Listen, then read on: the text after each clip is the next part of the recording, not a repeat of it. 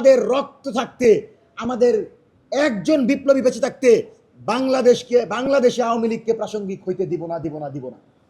সম্মানিত সাংবাদিক বন্ধুগণ, মঞ্চ 24 স্পষ্ট কিছু দাবি জানাচ্ছে এবং এই সরকার যেন অতি দ্রুত সময়ের ভিতর এই দাবিগুলো পূরণ করে আমরা সে আহ্বান জানাচ্ছি। 1 নাম্বার, ধর্ষণ, চাঁদাবাজি ও সকল সন্ত্রাসী কর্মকাণ্ডের বিরুদ্ধে সরকারকে জিরো টলারেন্স দিতে হবে। গ্রেফতারের 16 ঘন্টা পর জামিন দিয়ে নাটক করতে পারবেন না। দর্শকের শাস্তি সর্বোচ্চ মৃত্যুদণ্ড নিশ্চিত করতে হবে।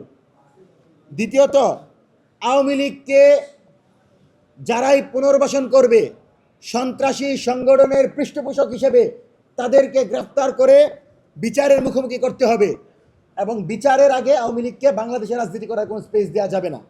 তৃতীয়ত, মঞ্চ 24 বাংলাদেশের সরকারের কাছে নিরাপত্তা চাচ্ছে। আমি ফাহিম ফারুকী নিরাপত্তাহীনতায় ভুগছি। আজকের পর যদি আমার কোনো ধরনের কিছু হয়, আমরা ভয় করি না।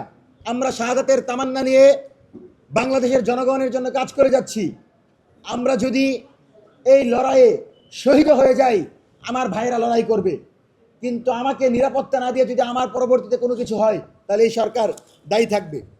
চতুর্থত, অন্তর্বর্তীকালীন সরকারে থাকা যে সকল উপদেষ্টারা কোনো একটি দলকে বিশেষ সুবিধা দিয়ে নির্বাচনে ইঞ্জিনিয়ারিংয়ের ব্যাপারে ইঙ্গিত দিয়েছে, এদেরকে গ্রেফতার করতে হবে। রিজওয়ানাকে অতি দ্রুত জিজ্ঞাসাবাদের আওতায় আনতে হবে।